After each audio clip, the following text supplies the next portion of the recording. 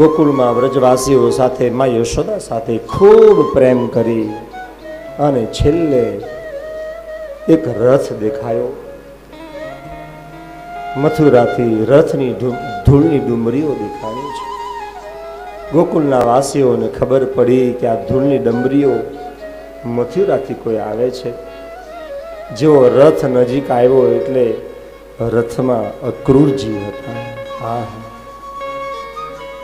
વ્રજના વાસીઓને કીધું કે વ્રજવાસીઓ, મારે જાવું છે નંદબાબાની ઘરે. ક્યાંક છે નંદબાબાનું ઘર? નંદબાબાની ઘરે અક્રૂરજી આવે છે. પૂછવામાં આવ્યું, અક્રૂરજી તમે અહીંયા આવવાનું કારણ? પેલા આપણી ઘરે કોઈ મહેમાન આવે ને તો પેલા આપણે કેમ આવ્યા એમ ન કહેવાય. હા, આવો, પેલા પાણી પીઓ, બેસાડો, એને ખવડાવવાનું આપો, પછી ધીરેથી પૂછાય. આ તો સીધું મહેમાન આવે એટલે અમુક તો એમ જ કહે કે કેમ આવ્યા? હા, એ કે અમારા જગ બાજુમાં કામ હતું એટલા માટે. એ તરત પાછા ગરદણી કે ક્યારે જવાના? લે, મહેમાન આવે તોય કે, અને બિચારા માંડ હજુ પાણી, હજુ અડધો ગ્લાસ મોઢામાં પાણી ન મૂક્યો, ચાર પાછા પૂછે ક્યારે જવાના? એટલે ભાઈ એને હરખું પાણી તો પીવા દે. હા, મહેમાન આવે તોય આપણને ગમે નહીં, તો ગમે હું આપણને? પેલા જમાનામાં મહેમાન આવતા 3-3 દિવસ સુધી, 4-4 દિવસ સુધી ગમતું હતું આપણને. અક્રૂરજી કહે છે, માં, રાજા કંસે ધનુષ યજ્ઞનું આયોજન કર્યું છે. આ યજ્ઞની અંદર નાનાથી માંડીને મોટા સુધી બધા રાજકુમારો આવે છે અને મને કંસે તેડા મોકલ્યા છે. અને માં, તારા લાલાને મોટા ભાઈ બલરામને બંને જણને લેવા માટે આવ્યો છું, જાન લેવા માટે આવ્યો છું. આમ કીધું ત્યાં તો મારા હૃદયમાં ધ્રાચકો પડ્યો, રૂવાડા ઉભા થઈ ગયા. બસ અક્રૂરજી, હવે એક પણ શબ્દ આગળ નહીં બોલતા. હું મારા લાલા વગર નહીં જીવી શકું અને હું મારા લાલાને કોઈ પણ જગ્યાએ નહીં મોકલાવું. કારણ કે કનૈયો એ મારા કાળજાનો કટકો છે. મારા કનૈયાને કોઈ જગ્યાએ નહીં મોકલાવું. આખીરમાં અક્રૂર બહુ મનાવે. નંદબાબાને વાત કરવામાં આવે. નંદબાબા કહે કે યશોદા, તું ચિંતા નહીં કર, ત્યાં ધનુષ યજ્ઞ છે, હમણાં 2-3 દિવસમાં તો આવી જશું. માં કે ના, 2-3 દિવસની વાત છોડો, 2-3 ઘડી પણ મારા લાલાને મારા હૃદય સાથેથી અલગ નહીં કરું. મારો લાલો સાંભળી લો, વસુદેવ, નંદબાબા સાંભળી લો, મારો લાલો મારાથી એક પણ ક્ષણ દૂર નહીં રહેશે. બસ આમ બોલી યશોદા નીકળી ગઈ. પોતાના શયન કક્ષની અંદર પલંગ ઉપર પડીને માથું મૂકી ઊંધી કરીને માતાજી રડે છે. ઊંધી થઈ ગઈ માતાજી, પલંગ ઉપર રડે છે.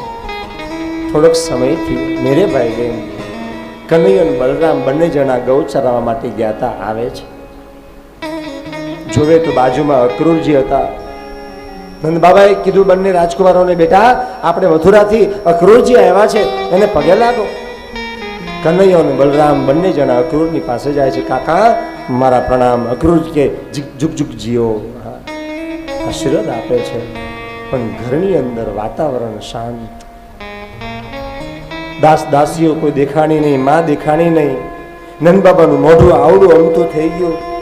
કનૈયાને ખબર પડી કંઈક આજે મારા ઘરની અંદર કંઈક થયું છે. શું થયું છે? આ અક્રૂરજી આવ્યા પછી મારા ઘરમાં કંઈક થયું છે. મારી માં કાં ગઈ? માં, અરે ઓ માં, મૈયા, અરે ઓ મૈયા. માતાજીનો અવાજ ન સાંભળ્યો. આમ તો ભગવાન એક વખત માં એમ બોલે ને તો યશોદાનો અવાજ આવે કે હા લાલા. આજે ભગવાન 4 વખત બોલ્યો, માં, ઓ મૈયા. માનો અવાજ નથી આવતો. મેરે ભાઈ બહેન, કનૈયો વિચાર, કનૈયાના રૂવાડા ઉભા થઈ ગયા. વિચાર કરે કે મારી માની પાછળ મેં 4 વખત બોલાવીને કીધું માં, પણ માં જો અવાજ ન આપ્યો હોય એનું એક જ કારણ છે, મારા ઘરમાં કંઈક ખોટું થવાનું છે. કનૈયો માના શયન કક્ષમાં જાય ને ત્યાં તો જોવે માં યશોદા પલંગ ઉપર લાંબી ઊંધી થઈ ગઈ ને માં રડે છે. કનૈયો કહે કે આ દુનિયાની અંદર, આ સંપૂર્ણ જગતની અંદર ભગવાન કહે છે કે બધું સહન કરી શકું, પણ મારા મા યશોદાના આંખમાં આંસુ આવે ને એ હું ક્યારે સહન નહીં કરી શકું. આ બ્રહ્માંડ મેં બનાવ્યું છે, આ દુનિયા મેં બનાવી છે. આ દુનિયા કદાચ ઉથલ પાથલ થઈ જાય એ પણ હું સહન કરી શકું, પણ મારી માને કોઈ હેરાન કરે, મારી માના આંખમાંથી આહુડા આવે એ ક્યારે હેરાન નહીં કરી શકું. હું નહીં થાવ, હું ક્યારે માફ નહીં કરી શકું. મા પાસે નજીક જાય છે. મા હો મૈયા, મા મોઢું ભગવાનને બતાવી નથી શકતી. કનૈયો નાનો એવો મેરે ભાઈ બહેન 11 વર્ષ ને 52 દિવસ થયા હતા ભગવાનને. આટલા જ વર્ષ ગોકુળમાં, વ્રજમાં. તમે વિચાર કરો, તમે કલ્પના કરો, તમારા હૃદયની અંદર, મનની અંદર આ એક સ્ટોરી બનાવો મેરે ભાઈ બહેન. 11 વર્ષ 52 દિવસમાં જો આટલા વ્રજવાસીઓને મોહિત કર્યા હશે,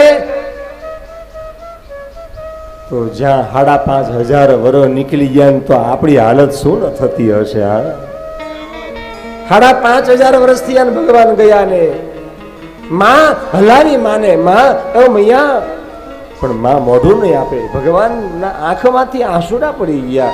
લાલો રડે છે. માં, અરે ઓ માં, જ્યાં લાલો રડતો તો એનો અવાજ જેવો દબાવતો ગયો એટલે માને તરત ખબર પડી કે મારો દીકરો બી રડે છે. એટલે તરત જ માં ઊભી થઈ અને લાલાને લઈ અને એના છાતી પર લગાડી અને આલિંગન આપે છે.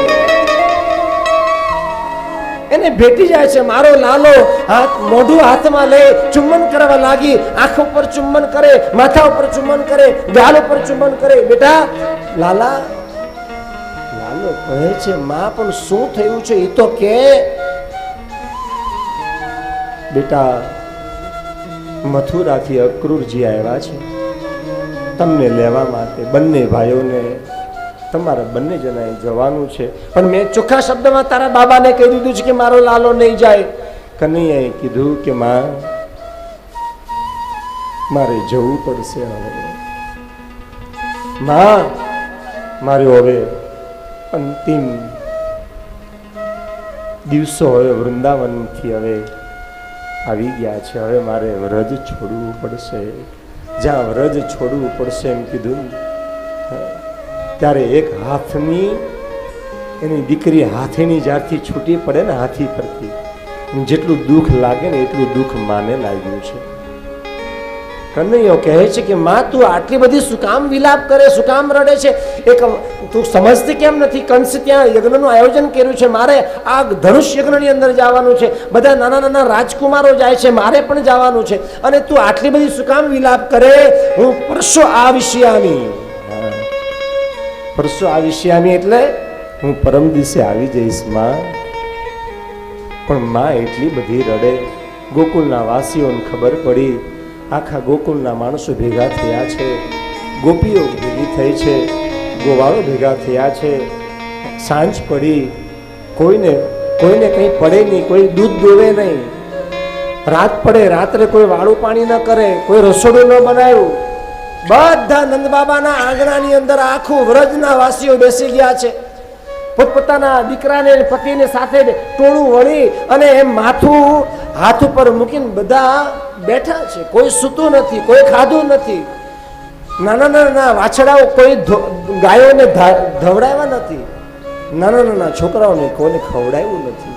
એમને બધા ધોઈને મોઢે બધા બેઠા છે. રાત પડી. રાત્રે માં યશોદા ઊંઘ ન આવે અને કનૈયો માની પાસેથી એની પાસે જાય છે. ત્યાં તો માં ઘરના ઓટલા ઉપર જે થાંભલો હતો ને એ થાંભલામાં માથું ટેકવી અને માં આંખમાંથી આંસુડા પાડતી. કનૈયો નજીક આવે. માં, તું આટલી બધી શું કામ વિલાપ કરે, હું કામ રડે છે? માએ કીધું કે બેટા, તારો જન્મ ન હતો ને, મેં તારા બાબાએ અમે ભગવાનને ભૂતેશ્વર બાબાને પ્રાર્થના કરી હતી, અમારી ઘેરે દીકરો થાય ને તો અમે 1,00,000 ગાયોના દાન કરીશું. આજે તારો એ દીકરો મારી પાસે તું છો, તું મને અત્યારે છોડીને વયા જવાનો છે? કનૈયાએ કીધું કે માં, હું ક્યાંય નથી જવાનો, તારા હૃદયમાં જ છું. માં કહે કે ના બેટા, દીકરો અને માં 2 જણા રડે છે. માએ કીધું કે બેટા મારા ખોળામાં બેસી જા. કનૈયાને ખોળામાં બેસાડી વાલનો હાથ ફેરવી દીકરાને કીધું, કનૈયા લાલા, તું કાલે મથુરા જઈશ ને, કોઈની સાથે મસ્તી નહીં કરતો, કોઈની સાથે તોફાન નહીં કરતો. આ ગોકુળ મથુરા છે ને શહેર છે, આ વ્રજ છે ને ગોકુળ એ ગામડું કહેવાય. આપણે ગામડાના વાસીઓ છીએ બેટા. આપણને સારું ખાતા ન આવડે, સારું પહેરતા ન આવડે, કોઈની સાથે હરખી વાત કરતા ન આવડે, તું કોઈની સાથે તોફાન નહીં કરતો.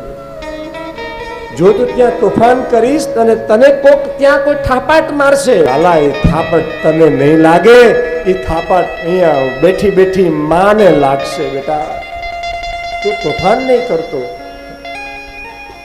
બહુ સારું માં.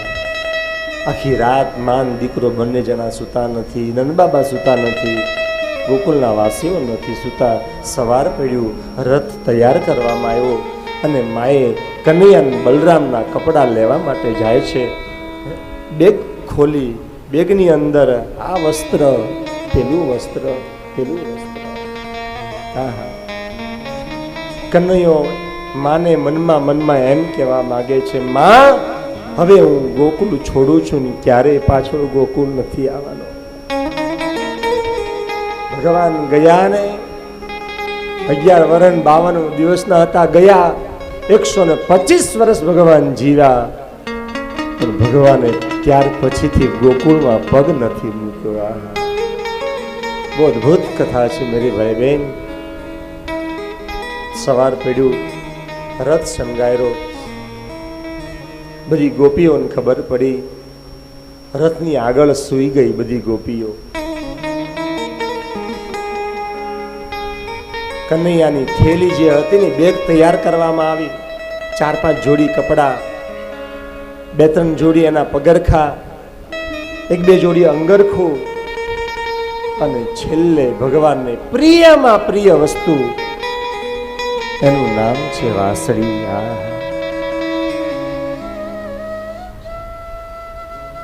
યશોદા વાંસળીને લઈ બેગની એકદમ ઉપર મૂકે છે.